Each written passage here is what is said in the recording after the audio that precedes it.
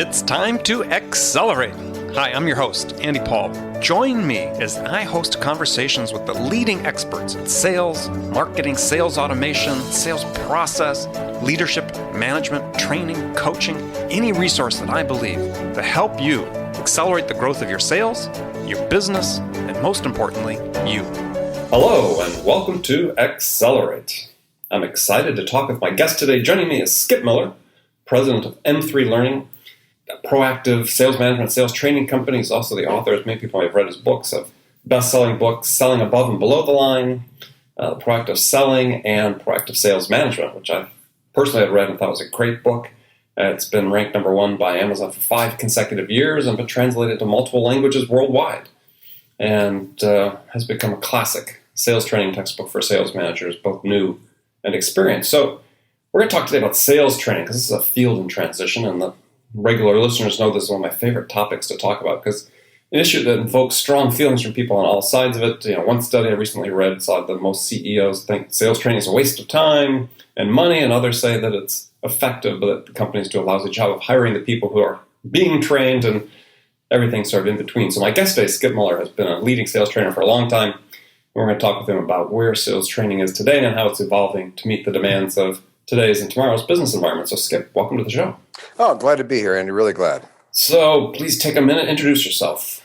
Sure. M3 Learning is doing sales management training for about 20 years now, based in Silicon Valley. So most of our customers are technology customers. I mean, that said, we've done Trane air conditioning and UGG boots and stuff, but most of our customers are in technology. So that can go all the way from Google and Apple all the way down to small startups and new technologies like virtual business applications and those technologies. So we've seen quite a bit of growth and quite a bit of sales management growth, sales training growth. So I love the topic. So let's start at the beginning. So first of all, why did you start the company? What was the impetus to start M3? And then sort of how have you seen things changed coming up to today before we start talking about what's going to happen tomorrow? What have you seen as sort of major changes in the last 20 years?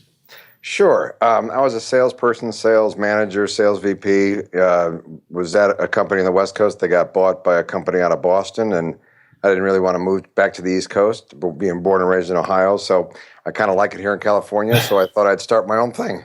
I mean, was there any particular gap in the market you thought you were filling with your training? As a sales manager and sales VPs, I saw that the bridge between sales and marketing, where marketing gives you a lot of materials and a lot of the features and benefits and competitive analysis. And what I saw was when salespeople had, user buyer, to use that term, sales experiences that was really good. But when they went to the C-suite, there was just a gap, because what they were doing was taking their success patterns, where they were really good at selling what I call below the line to make a difference below and above the line. So when they went above the line to the C-suite and tried to explain the return on investment and the value, all they did was regurgitate what they did below the line. And so my sales teams were very good at having more executive level decisions, because that was the nature of our product we were selling. I was with DataQuest Gartner, so we were always looking at the CMOs and the VP of ITs and the CIOs. And so I saw that big gap in the marketplace, and we kind of dove in. So what was the critical element that people were missing as they tried to transition or translate their success pattern from below the line to above the line? What was the key thing they were missing? Well, Andy, you know that we train our salespeople in features and benefits, and I'm on a mission to destroy the term decision maker, because I think there's two for every good sale. There's a below the line that says it's got to have these features and benefits, ease of use, customer support, the person who's in charge of that project. And then there's an above the line value that's been talked about for ages, right? And you can go back to Mac Hanna's book on value selling, through everybody else's books regarding value. And above the line, it's, hey, if I'm going to give you this $25,000, what's the return on investment I'm going to get for it? Because I really don't care if it comes in blue, green, or orange. Right. So we train our salespeople really good at below the line. It's competitive. They've got this feature. We can plant that landmine.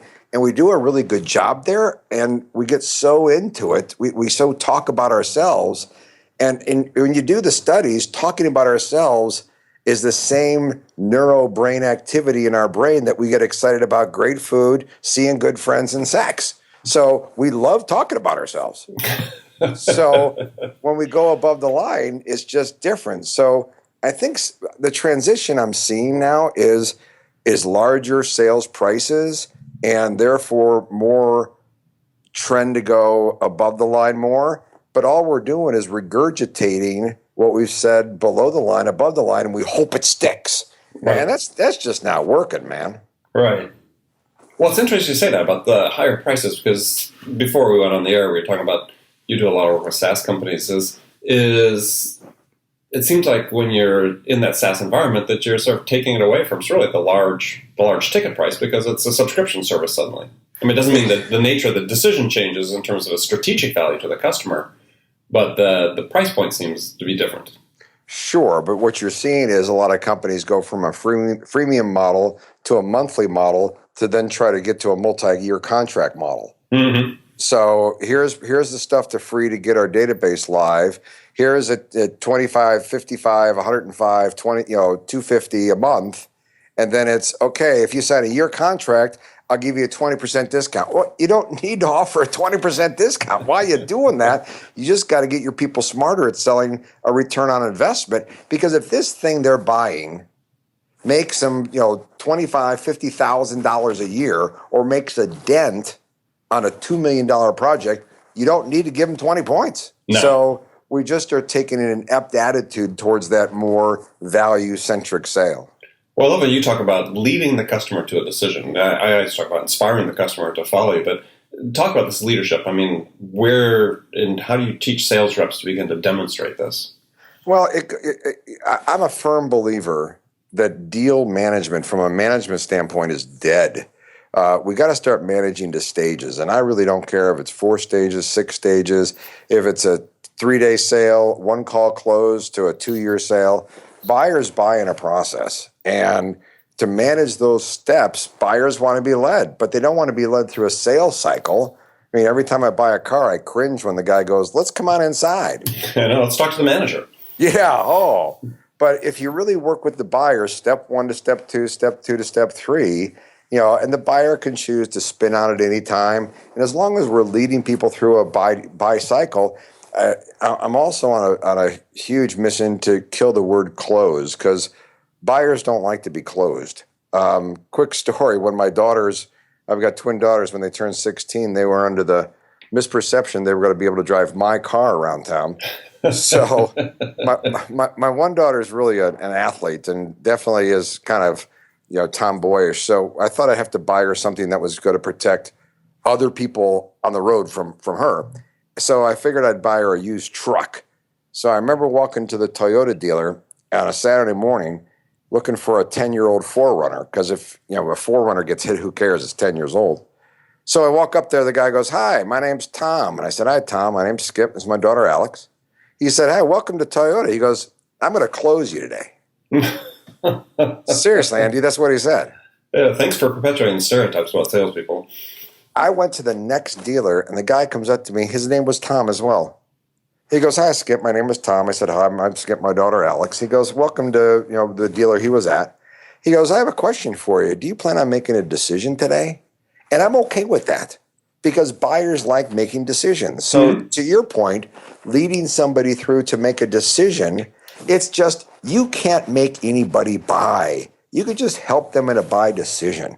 And that's, if you step it along the way, 1 step, 2 step, 3 step, you can walk hand in hand with your buyer. So instead of present, we have this little sales process. It's called prospect, show up, throw up, proposal, harass. Right. and that's not good. And that's what and I get more laughs with that, because that's what it is. It is closer to the truth than you think. Oh, no. So I'm with you 100%. I also teach and write about the fact that there is no such thing as a closer.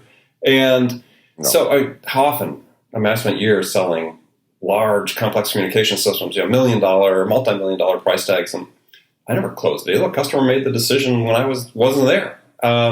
So I agree with you. So, but what's funny is when you mention sales training, right? Yeah. One of the biggest trends, and maybe you're seeing it as well, Andy, is we go in for a 1 day, a 2 day, a 3 day program, dump, and then hope their management team has good follow up, which never happens. Right. So what we're seeing is more bite-sized chunks. So we'll come in for a day, making sure the managers have a homework assignment to have the salespeople touch it 2 or 3 more times.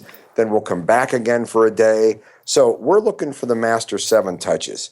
If a salesperson can take a new chunk of an idea, a prospecting tool, a calling high tool, or whatever, and touch it in a short amount of time frame inside of 45 days, if they can touch that, be exposed to it, make them think about it 7 times, that's magical. And if you've ever read the report from a guy named Miller out of Princeton called The Magical Number 7 plus or minus 2, our brains think in 4, 3, 5, and 7 digits. That's why that's number 5 or 7 so important. Mm-hmm. So we're really designing a lot of programs now we just turned down a huge piece of business from the East Coast because the COO and VP of sales wanted us to come in, talk to 200 people for 2 days and leave. And I'm like, I'm sorry, that's entertainment. We don't do that. He goes, nope, that's what I want. And I basically said, that's not our stuff. We don't do that anymore. We really want the salespeople to change behavior, and you're not going to get it. It's so disheartening to go into an organization that has had some sales training, and they go, yeah, we remember a couple of tips and tricks. Well, this is not a tip and trick business. I mean, I hate to go to a surgeon. He goes, I just went to some training and picked up some more tips and tricks. Actually, that's how they actually learn new skills, quite frankly. Yeah. I went to a workshop, and now I know how to do liposuction. Yeah, it's to the point. Yeah. So if companies, and I don't care if you're a 3 salesperson company or if you're a 30 salesperson, 300, 3,000, we've got customers all the way up to multi-thousand of salespeople. And we've got tons of small little startups, which I love doing because we're here in the Valley. But if you're not putting together some sort of process that says, here's a skill, let's touch it, review, let's try it again, and just take them bite size at a time, the stuff's not sticking. So we're seeing more touch points, and they could be web events or podcasts like this. They could be, 3-minute, 2-minute, 3-minute video programs, just things to constantly reinforce. We're probably spending 50% of our resource in my company on reinforcement tools rather than, potentially like new material. Right. So is it safe to say that the current sales training model is broken? 2 days in and out, love you, take your money. Here's the workbooks. Here's the follow-up workbooks. Have a good time. On Monday, the sales managers hit with, okay, what are we going to do to make a number this month? And the training goes out the window. I think that's broken. So lots of big companies out there still selling training that way. So where do you see it's going to go? Because they're still selling training that way, Andy. You and I both know it because they're making money doing it. Oh, yeah, I know. And here we have, and this is why CEOs are so dissatisfied with it, is there's no retention at all, right? So, and all the studies been done. I'm sure you know the Xerox study. In 30 days, they've lost 90% of it in a classroom training. And people have always learned this way. I mean, it's not like people are learning differently than they did before. I mean, the technology is different, but we've always been better learners in smaller bites that are reinforced. So what's really going to be sort of the epiphany or the moment that's going to make things change? And you talk about Xerox, right? And, Neil Rackham, I've talked to numerous times and stuff. Mm-hmm. And the concept of making things, so in my stuff, and if you read the management book, right, there's tools in there. One's called the Miller 17, one's called a profile sheet, one's called the SOS pyramid. So people can remember those tools. I still remember being a salesperson, going to a training class, filling out these big, large green, blue, orange sheets or whatever else like that. And a month later, I'm out of red flags and I'm tired of filling out the sheets, so I just forget everything. I mean, you can't go to a 2-day sales training program and then start selling that way. It's just too big to digest. So when you divide things up in stages, your buyer buys in stage 1, initial interest, stage 2, discovery, stage 3, validate, whatever it may be, and then divide coachable tools so that the manager could sit back and say, okay, you're in stage 2, 3 with this deal. We probably should do a gap chart. We probably should do a value star. We probably should do something. Now you've got reinforcement to tools as opposed to reinforcement. Hi, we're in stage 3.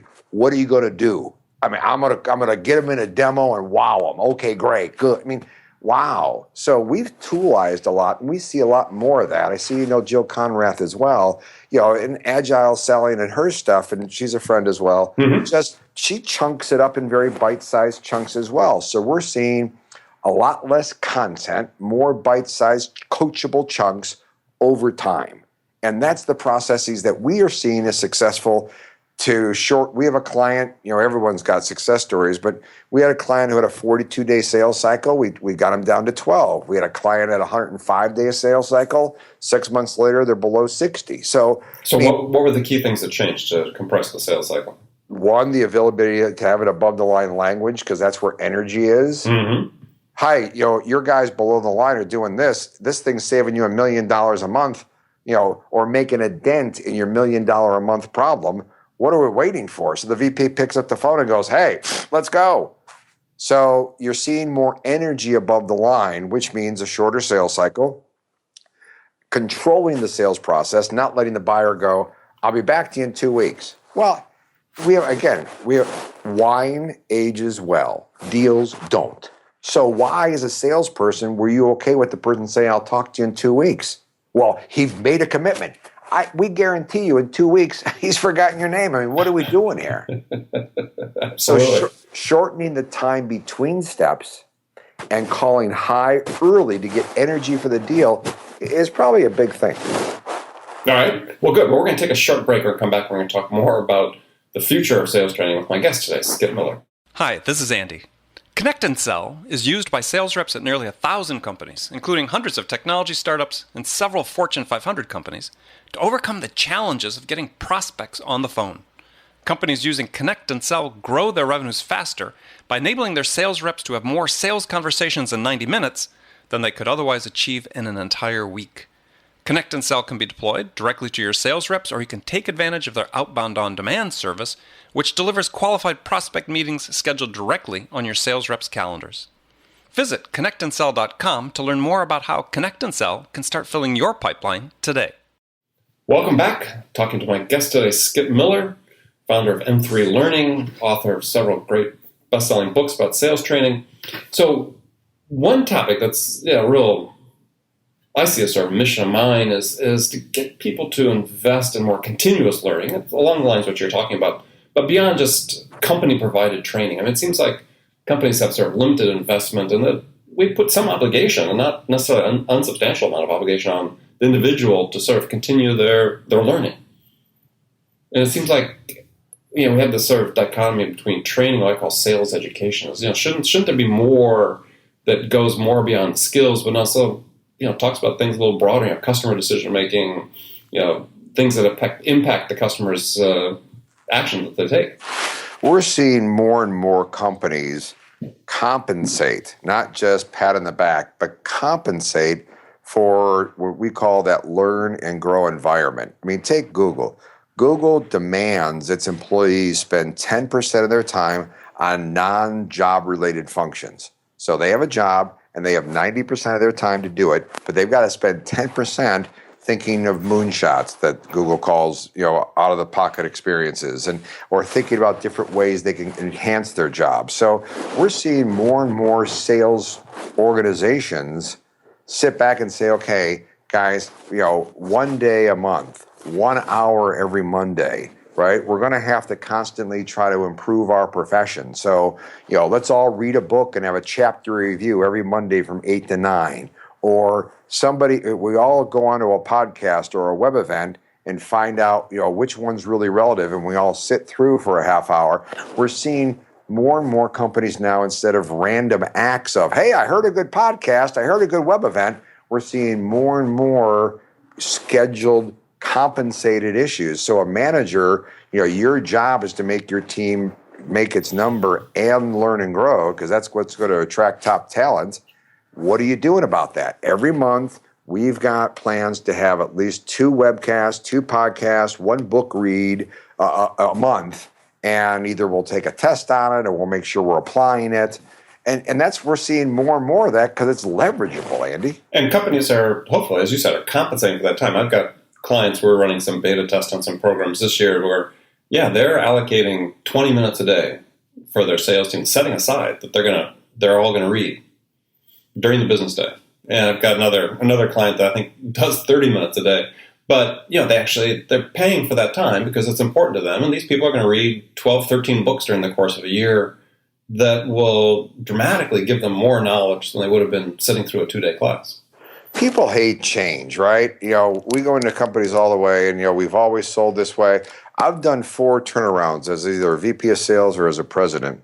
And I've always heard, we've always done it this way. We tried it a couple of years ago. It didn't work. Skip, you don't understand our business. Once you understand our business, you'll understand why we do the way we do things, right? And to your point, when you or I, Andy, go into a company, I can tell you in 10 minutes if this is a really good learn and grow organization just by talking to 2 or 3 first-line sales managers. No, absolutely. Well, I think the difference in perspective is, to me, is like, regular sales training, conventional sales training is like, I draw the comparison, it's like going to a sales vocational school where if you've got this learn and grow environment, it's like being in a sales college or sales university. It's probably a great analogy, right? So that we've got to get out of the ages. I asked my son to, if he actually saw an article in the local newspaper, and he looked at me like, what's a newspaper? So it's that kind of trend. So the trends that we see, right? Less training, more bite-sized chunks over time to reinforce the skill, and then go back for another chunk, rather than the check in the box. Yeah, we had them in here. We did all the pre-work. We did the work. Check the box. We're smart now. Go. That's just not working anymore because of the tools available, be it webcast, podcast, ebooks, web events, Zoom events. There's just too much availability to touch people. Our web events, our follow-on web events, are no longer than 20 minutes. Why? Because if they're longer than 20, 30 minutes, people put you on mute and say, oh, got it, check in the box, and no one listens. We treat our customers like everybody's got ADD. And the shorter, bullet-sized chunks you can do, I think the better. So when you're working with an entrepreneur, you're working with a startup, they engage you, I imagine, strategically say, hey, help us put together a plan for what our training should look like over the course of a year. So what does that look like? How do you recommend they structure that? 4 cycles. If it's a year program, you're doing 4 quarterly cycles. And if you want to start the first quarter on prospecting, the second quarter on discovery, the third quarter on calling high in the organization, the fourth quarter of mastering the sales process, that works very nicely. If you got other ideas, but we take it into quarterly chunks, and we constantly review that in an overall strategic plan. Not, okay, we've just done quarter 2. What are we going to do in quarter 3? No. So you come up with an annual plan, break it into monthly and or quarterly chunks, and focus it on buyer stuff, not product knowledge or competitive knowledge. Focus it on more buyer-centric stuff is what we're seeing. And so what's I don't know if you have this sort of yardstick, but what do you recommend relative to a budget for entrepreneurs? Say, hey, this is what you really reasonably should expect to invest in educating your sales team. Somewhere between $500 to $5,000 a year per rep. If you're a small startup and you can't afford things, buy some books and web events and webcasts. You're probably going to be more towards the $500, $600, $1,000 per rep. If you're a decent $20, $30, $100 million company, you should be spending $2,000, $3,000, $4,000, $5,000 per rep a year. Yeah, the number doesn't seem out of sorts at all. No, especially when you're looking at millennials now coming out of college, at least in Silicon Valley, making $100,000, $120,000 a year and having $500,000 quota. Yeah, you're paying less than 5% of their salary. Exactly right. Geez. So it's not rocket science. You're not asking for a lot of money. We've got companies who spend more than that. But if you want a general good bell curve, at least for mid-sized, small-sized companies, those are the numbers we're looking at. So what's your take on you sort of see this growing movement toward certification for sales. I mean, is there any sense in your mind in terms of industry standard certifications? Boy, that's a great question. Okay, we've heard it quite a bit. Get certified and stuff, and we've got our own little certification program. But I haven't seen any one firm say we're going to be the standard for certification. And I work with American Management Association. I work with a number of people, but you got to see it coming because boy. I would hire a rep at 20% more salary and OTE if I knew he'd been, black belt certified by M3 Learning or whoever, than just, list on a resume that he attended the course. So I think you're going to go see more and more of that. And what about the undergraduate education? We're seeing more undergraduate education in sales. I mean, I've not interviewed anybody that's come out of any of those programs. I just wonder if you had and what your thought was on that. I've got a couple of professors who use my books, either the management book or the proactive selling book, in their courseware. The biggest problem they tell me is that there's not a lot of professors who write articles regarding sales, so it's hard to get tenured professors. So there's not really schools of sales or degrees in sales. Although, right, if you graduate from college, you get a sales job, you're probably making more than anybody else who's gotten a degree, an undergrad degree, be it marketing, engineering, whatever else. So it's a highly paid profession. We are seeing more of it. I've got a couple of professors, but I see more articles written about there's now 17 colleges across the country that offer a degree in sales. And right. So I'm seeing more of it, and I hope that continues. Yeah, no, it seems like a good trend. The people have some understanding of the profession before they come out. So sort of last question along the same line is so you say you do a lot of work with SaaS companies. As people may or may not know, to listen to the show, if you're involved in that type of business, you'll know. But we're seeing a lot of increased specialization in the sales roles. You got your sales development reps, your account execs, now even on the revenue side, but maybe on the other side of the house, your customer success managers. So how do you structure your training differently between your SDRs and your account execs and so on? SDRs, ADMs, AMs, SC. I mean, you're right. But look at it, right? It's following the buy process. So the SDRs are there to make sure that someone's qualified and you just don't stay below the line. The AMs are there to control the sales process. The customer service is there to help retention and renewals and potentially upsell. So we're seeing it stretched across the buyer's process as opposed to anything else. The ones we go into that are structured as a sales, there's double comp and there's double issues because there's territory fights. It just gets really confusing. When you look at it from a customer standpoint, it gets really clear. So we're seeing a lot more of that. All right, good. All right, we're going to move into the last part of our show. And I've got some standard questions I ask all my guests. And the first one is a hypothetical scenario that I pose, and you're the star of that show. And that in this scenario, you've just been hired as the new sales leader at a company whose sales have stalled out or they're stuck, and the CEO's putting a lot of pressure on you as a new hire to get things unstuck in a hurry. So what two things would you do your first week on the job that could have the biggest impact? First thing I would do would go visit some customers. Without a doubt. I mean, I want to learn what's going on. The second thing would probably be go find 2 or 3 really successful salespeople and find out what's going on. So I would actually understand where the positives and where the negatives are, and then implement a sales process really quickly. I did this at a turnaround company, and we laid off half the company, and it was a 2-wing building. So I took the whole company for a week and a half. I put the whole sales team for a week and a half in some of the empty floors of the deserted building, and we went through a sales process training. What is expected by process? So number 1, visit customers. Number 2, find some smart salespeople, find out what's successful, and roll that into a buy sales process that everybody follows. Because if salespeople don't have a process, they're going to wing it. So that's what I would do. Okay. So some rapid fire questions for you. You can give me one-word answers or you can elaborate if you wish. First one is, when you're selling, you, Skip, what's your most powerful sales attribute? Questions. What's one tool you use for managing your own sales that you can't live without? Managing frequencies and competencies. Revenue equals frequencies and competencies. Love it. Who's your sales role model? Boy, I had a manager one time by the name of Kevin who was absolutely a great manager and a great salesperson. What's besides your own? What's one book every salesperson should read? Spin Selling. Miraculous Spin, sure. All right. Here's a tough question of the day. What music's on your playlist right now? Right now on my playlist, 38 Special. 38 Special. That's the first time I've heard that one come up. Very interesting. Good. So the last one is, what's the one question you get asked most frequently by salespeople? How do I get my deal from coming out of the darkness? I have a deal that's gone dark, that's gone ghost, that's gone south. Radio silent, right? Radio silent. How do I revive it? And your answer is?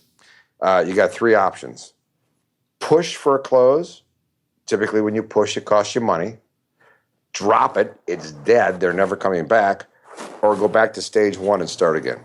Love it. Good answer. Good answer. Well, good. We'll skip on. Thank you for joining me today. And it's been a pleasure. Hopefully this is helpful to your listeners. And if they've got any questions, they can get to me through our M3 Learning website. But the whole goal is to make our profession smarter, Andy. Right. So they can find you at m3learning.com? Yeah, that's correct. All right. So that information will be on our show notes page for this episode. And again, thank you. And remember, friends, make it a part of your day every day to deliberately learn something new to help you accelerate your success.